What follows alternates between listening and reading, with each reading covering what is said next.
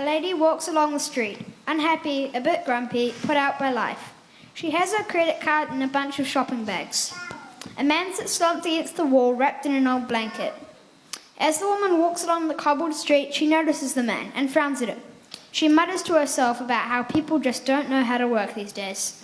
She sticks her nose in the air, struts along to a cafe to eat her lunch. She eats a few mouthfuls and then puts her fork down on her plate. She is very unsatisfied with the food and the service. As she's walking past the man again, she looks at him, sniffs, and starts to cross the road. He stands up and speaks to her. Excuse me, ma'am. No, I don't have any money for you. Oh, I don't need money. No, you can't come and use my shower. Oh, actually, I'm quite clean enough, thank you. I just wanted to share a story with you. You look troubled, and I thought it might help.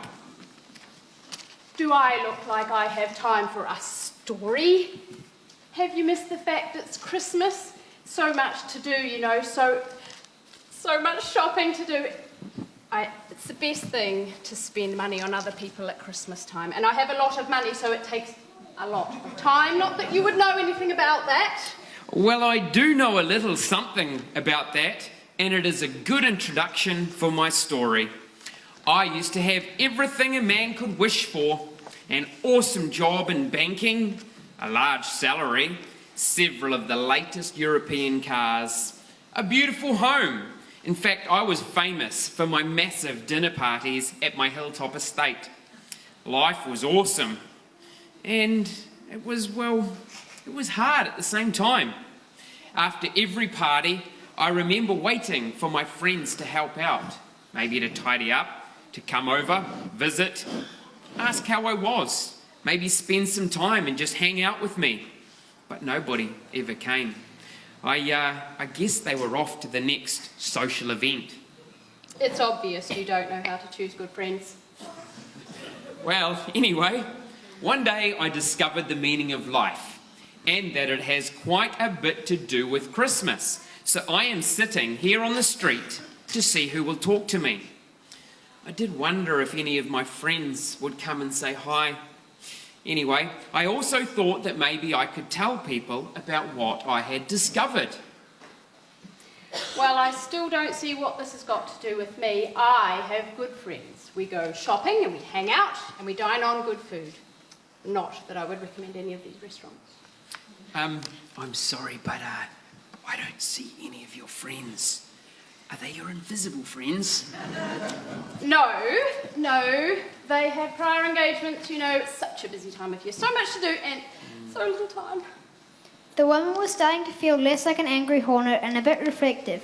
She was thinking about her life, which was unusual. She didn't usually do that. She found it didn't pay to think too deeply about life's details. She couldn't understand these feelings. She preferred keeping busy. I really do not understand how on earth you are meant to be helping people dressed like that, wrapped in your blanket, and have deep and meaningful conversations. Surely you used to help more people with your job. I mean, getting them a bank loan for their house and entertaining them. Well, what I realised is that fun and good times and nice things, they're exactly that. They're just fun, good times and nice things. And there's nothing wrong with them, but they don't satisfy. It's like you always need more.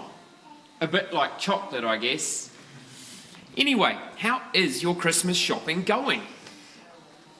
Well, it has been totally unsatisfactory so far. I thought I'd found the perfect gift for my friend. I turned over the price tag and had a look, and it was under $1,000. If I don't spend at least $1,000, she will totally unfriend me from all her social media accounts. And I do love seeing what she's up to.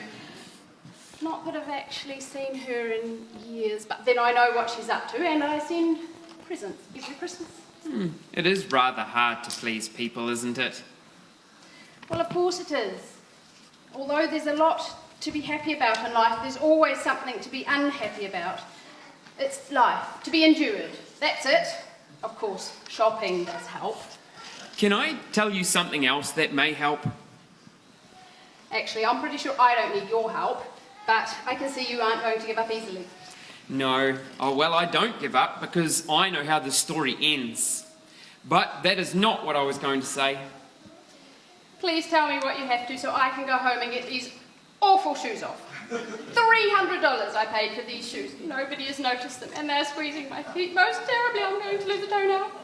Well, perhaps we should sit down at this lovely park bench to rest your weary feet.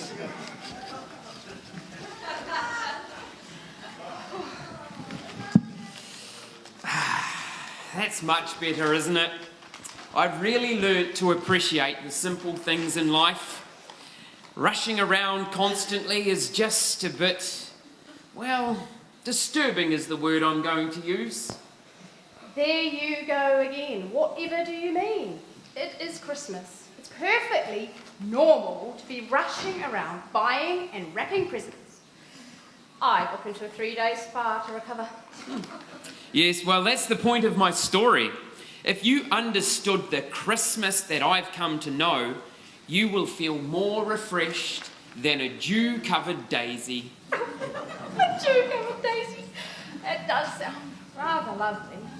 Not the weedy type, though. No. So do you remember how helpless you felt earlier trying to please everyone, even yourself? The happiness everyone is striving for can only be fulfilled with love. Now, love is a gift that when you give it, you feel richer, not poorer. Really? Could I do that? It's pretty exciting. Oh, wait. It's hopeless. I have no idea where to start. Well, to start with, you can put down your bags and the credit card. Not the credit card, your lines are there. And just listen. There was once a king who lived in the most beautiful palace you could ever imagine. Imagining? Yes, he willingly gave up all his riches to start a new life in a stable. In this new life, he lived humbly but with purpose.